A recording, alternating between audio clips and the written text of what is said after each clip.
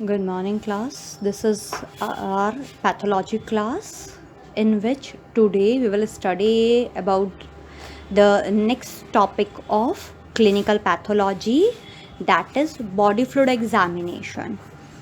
Actually, in your syllabus, there are four kind of body fluids examination are involved. These four kinds include pleural, pericardial, peritoneal, and synovial fluid.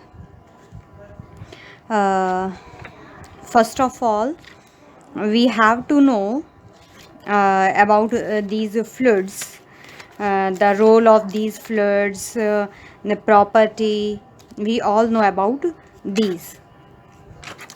जैसे देखिए भाई, हमने बोला है ना कि हमारे को बॉडी फ्लूइड का एग्जामिनेशन करना है, तो ये बॉडी फ्लूइड जो है कॉमनली बॉडी फ्लूइड को एग्जामिन अपन लेबोरेटरी में जो कर रहे होते हैं।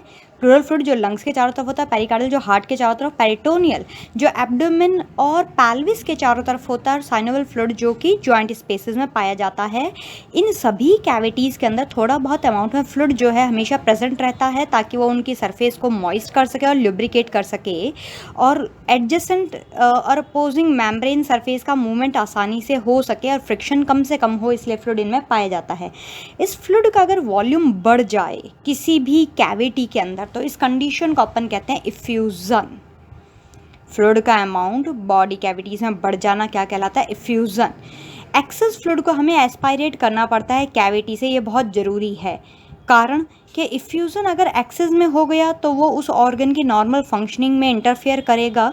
और दूसरा, हम इफ्यूज़न का एस्पायरेशन इसलिए करते हैं ताकि उस फ्लूइड को एग्जामिन कर सकें कि आखिर ये इफ्यूज़न हुआ क्यों है। इस वजह से जनरली जो इफ्यूज़न होता है वो क्यों देखने को मिलता है?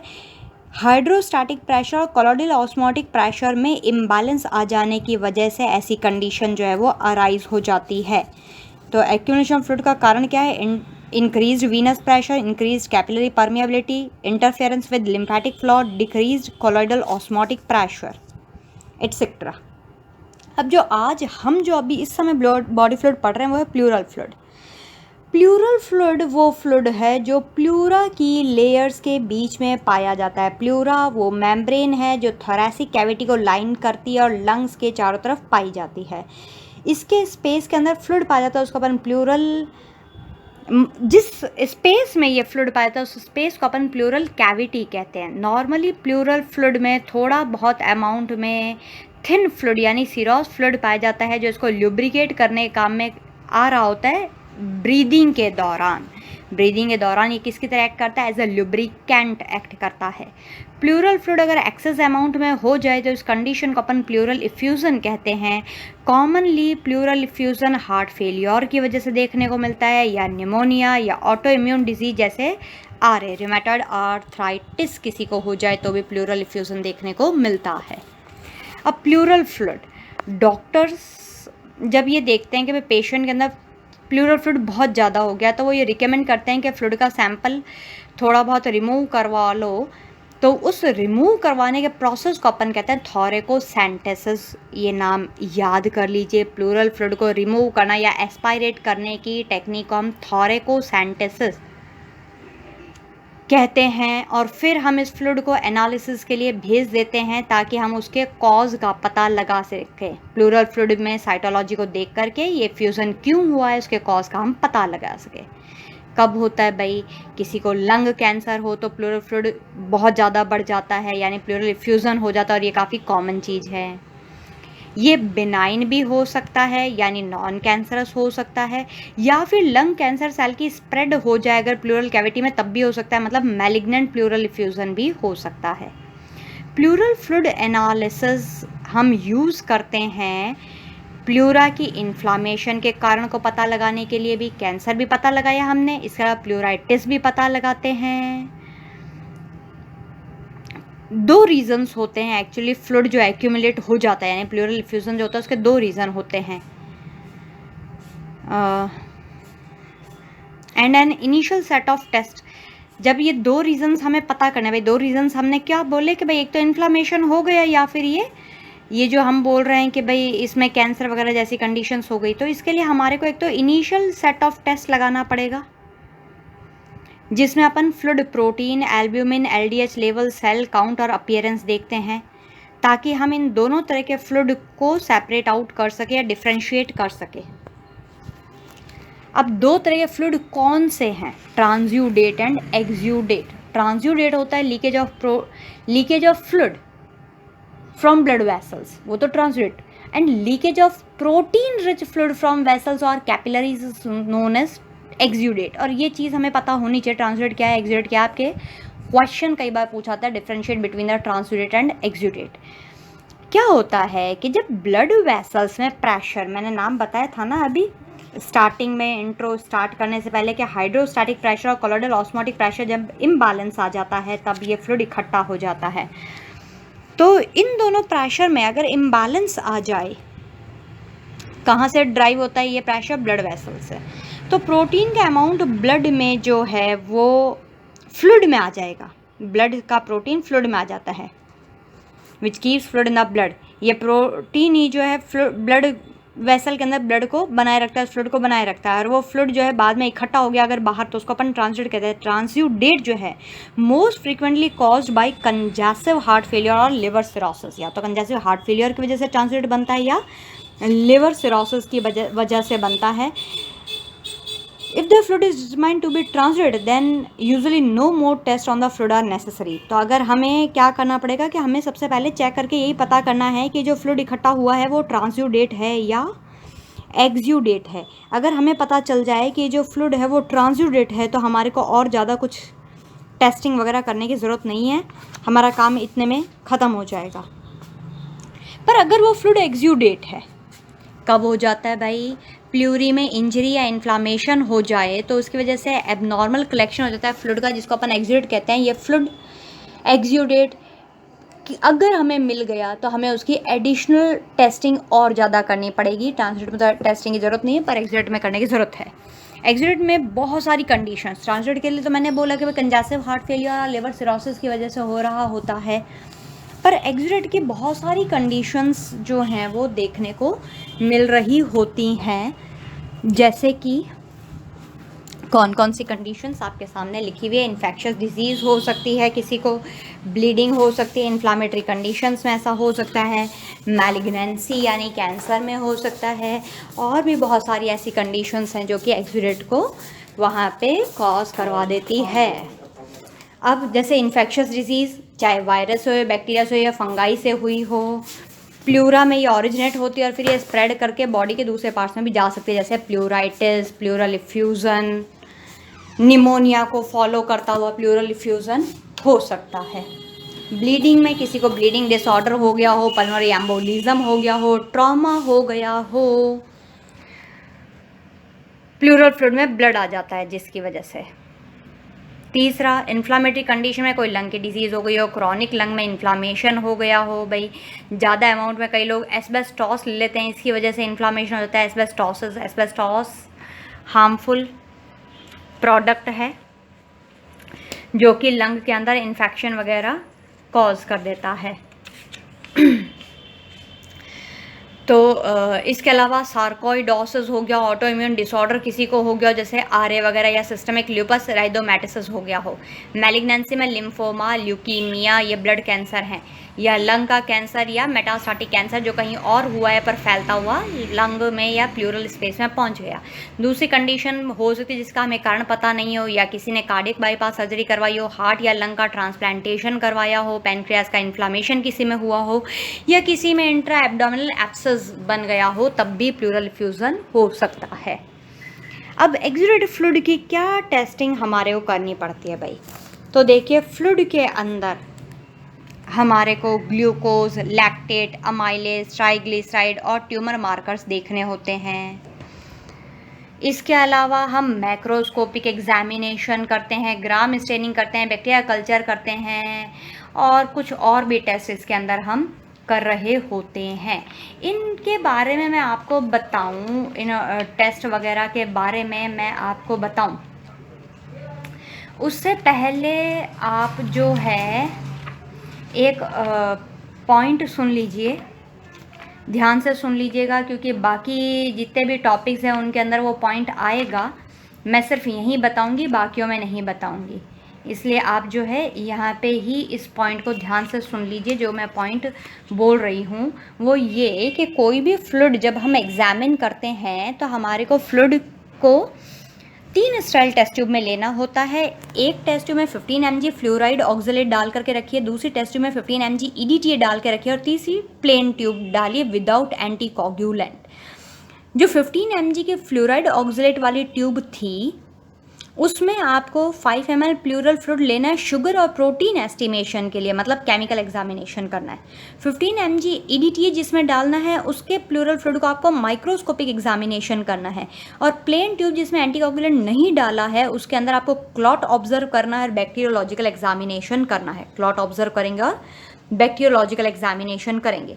अब एग्जामिनेशन को हम 3 पार्ट्स में डिवाइड करते हैं, जैसा हमने बाकी समय पढ़ा था, फिजिकल एग्जामिनेशन, केमिकल एग्जामिनेशन और माइक्रोस्कोपिक एग्जामिनेशन। अब देखिए माइक्रोस्कोपिक एग्जामिनेशन में नॉर्मल प्लूरल फ्लूइड के अंदर बहुत कम अमाउंट में सेल्स, ये बहुत कम नंबर में सेल्स होते हैं, जैसे WBCs होती हैं, पर RBC बिल्कुल नहीं होती, माइक्रो ऑर्गेनिज्म बिल्कुल नहीं होते। तो लेबोरेटरी में हम प्लूरल फ्लूइड को एग्जामिन करेंगे स्पेशल सेंट्रीफ्यूज मशीन में रख करके कि फ्लूइड की सेल्स को पहले कंसंट्रेट करके फिर स्लाइड पर लेकर के देखेंगे। स्लाइड पर लेने के बाद आप उन सेल्स को स्टेन करोगे और फिर माइक्रोस्कोप के नीचे देखोगे तो अलग अलग तरह की सेल्स वहाँ पर दिखाई दे सकती है। इसके अलावा बैक्टीरिया, फंगाई जैसे अगर माइक्रोस्कोप में दिख रहे हैं तो उनके आप ग्राम स्टेनिंग कर सकते हो। जनरली प्लूरल फ्लूइड में कोई ऑर्गेनिज्म मौजूद नहीं होता, ये तब मौजूद होता है जब किसी पर्सन को इन्फेक्शन हुआ हो।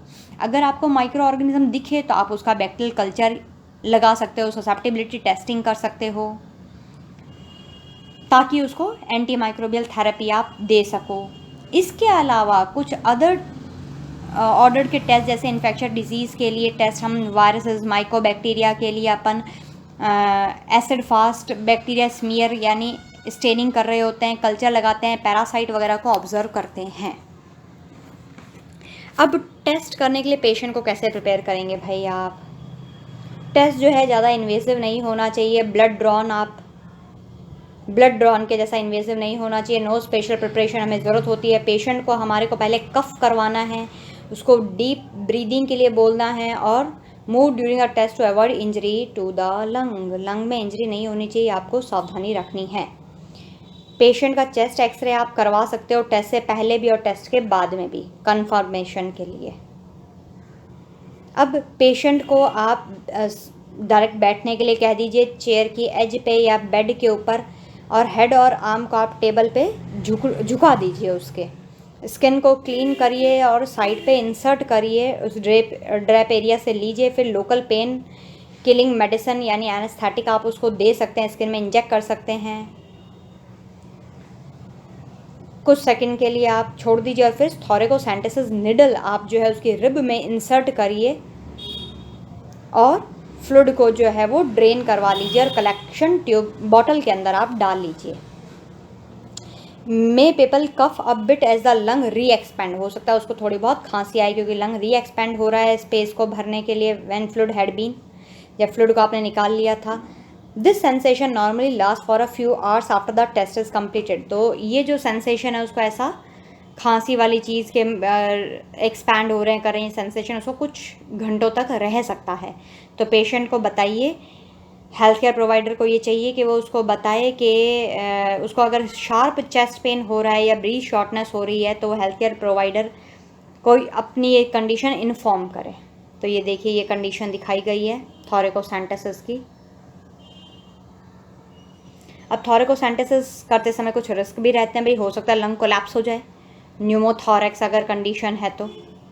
ब्लड लॉस कई बार ज़्यादा हो जाता है, फ्लूइड रीएक्यूमुलेशन हो जाता है, दोबारा फ्लूइड हो सकता है इकट्ठा हो जाए, इन्फेक्शन हो जाए, उसको पल्मोनरी एडिमा रहने का खतरा भी रहता है, रेस्पिरेटरी डिस्ट्रेस हो सकता है और थकावट आ सकती है। अब टेस्ट के रिजल्ट्स को इंटरप्रिटेट करना है, तो टेस्ट के रिजल्ट्स में अपन को डिस्टिंग्विश करना है कि किस तरह का प्लूरल फ्लूइड है, किस तरह का मतलब ट्रांसुडेट है या एक्सुडेट है, ताकि हम फ्लूइड एक्यूमुलेशन के कारण का पता कर सकें। Initial set of test perform करना है हमारे को सिंपल प्लूरल फ्लूइड के साथ में, ताकि हम ये पता कर सकें ट्रांजिट है या एक्सुडेट है, ये बात मैं बोल चुकी हूँ। ट्रांजिट अक्सर जो है वो कंजेस्टिव हार्ट फेलियर और सिरोसिस की वजह से होता है। इसमें टिपिकली हमारे को फिजिकल करेक्टरिस्टिक्स देखने हैं, तब तो क्लियर दिखाई देगा भाई फिजिकल में। प्रोटीन, एल्ब्यूमिन, एलडीएच का लेवल आप चेक करेंगे तो वो लो मिलेगा और सेल काउंट में बहुत कम सेल्स उसमें पाई जाएंगी। जबकि एक्सुडेट में क्या होता है, ये बहुत सारी कंडीशंस की वजह से, बहुत सारी डिजीज़ की वजह से हो सकता है। इनिशियल टेस्ट के रिजल्ट में फिजिकल करेक्टरिस्टिक में फ्लूइड जो है वो क्लाउडी दिख सकता है।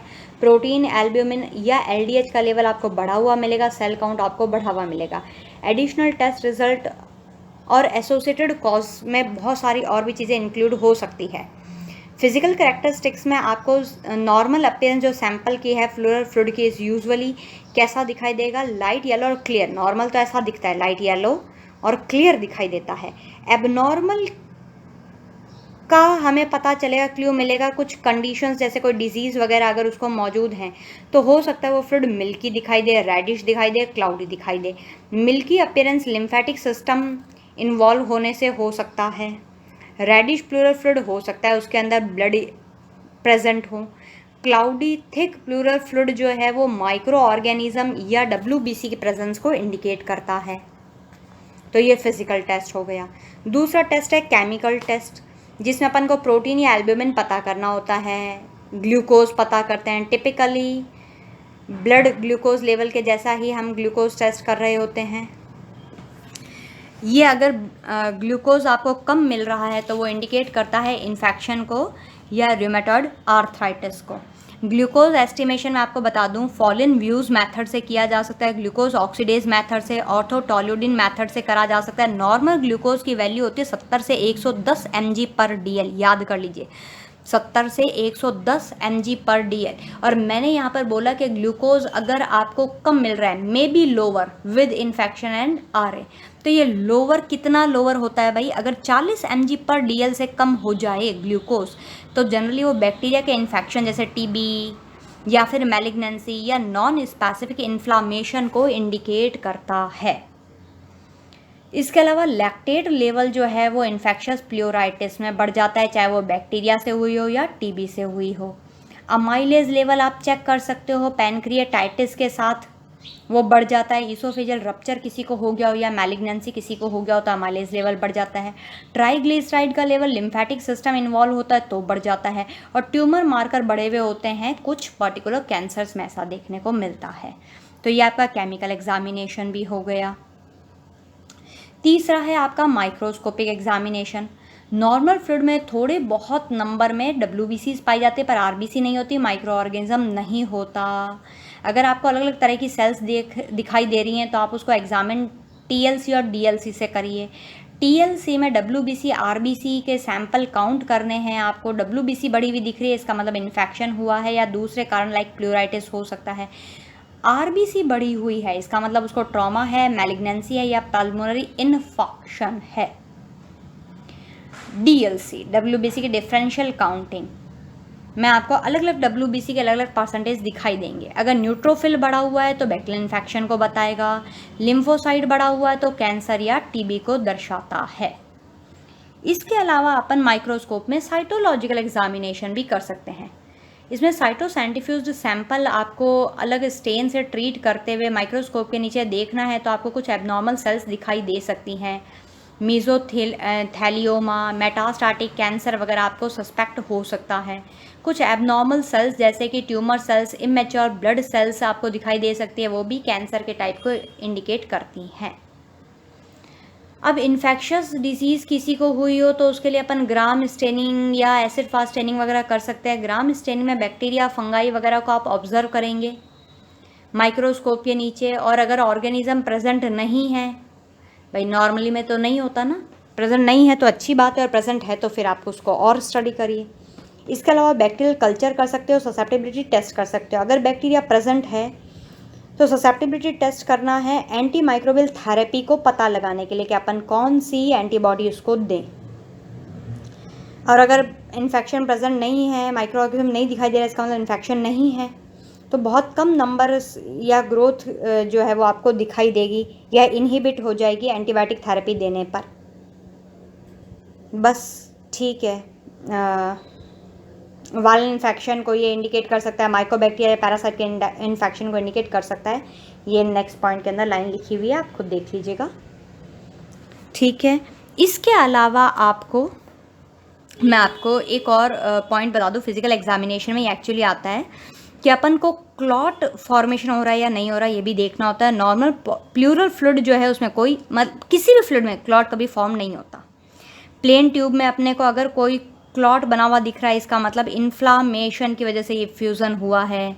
फाइब्रिन क्लॉट कैपिलरी वॉल के डैमेज की वजह से देखने को मिल सकता है। और इसके अलावा अपन लास्ट स्पेसिफिक ग्रेविटी को भी चेक कर सकते हैं। ट्रांसल्यूटेड है तो स्पेसिफिक ग्रेविटी 1.018 से कम होएगी, और अगर एक्सुडेट है तो 1.018 से ज़्यादा आपको स्पेसिफिक ग्रेविटी दिखाई देगी। स्पेसिफिक ग्रेविटी में प्रोटीन बढ़ने की वजह से ऐसा दिखाई दे रहा होता है। अगर प्रोटीन 2 ग्राम पर डीएल से ज़्यादा बढ़ जाए तो ऐसे चेंजेस दिखाई देंगे। इसके साथ आपका ये प्लूरल फ्लूइड यहीं पे ख़त्म होता है। आपको कोई भी डाउट हो तो आप मुझसे पूछ सकते हैं। स्टूडेंट, मैं आपको बता दूं कि ये जो आपने प्लूरल फ्लूइड पढ़ा है, बाकी रिमेनिंग 3 फ्लूइड भी एकदम इसके जैसे, आपको अलग से बल्कि पढ़ने की भी ज़रूरत नहीं है। ठीक है, मैं आपको पढ़ाऊँगी पर आपको ज़रूरत नहीं है। अगर आप एक फ्लूइड को भी अच्छे से पढ़ लेते, अच्छे से याद कर लेते, बाकी आप रिमेनिंग लिख सकते हैं। तो इसी के साथ आज की क्लास हम यहीं ख़त्म करते हैं।